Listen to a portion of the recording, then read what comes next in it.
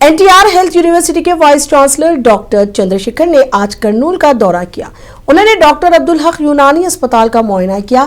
इस मौके पर उन्होंने कहा कि ये रियासत का वाहिद यूनानी दवाखाना है और इसकी तरक्की के लिए वो हर मुमकिन ताउन फराहम करेंगे।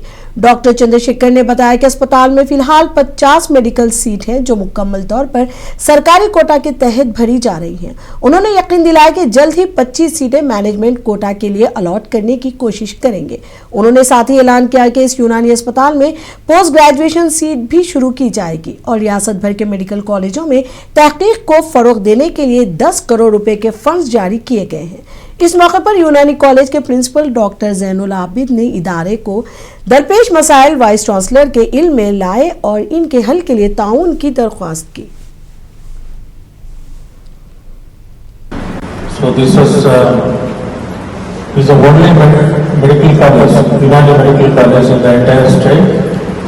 So definitely I have seen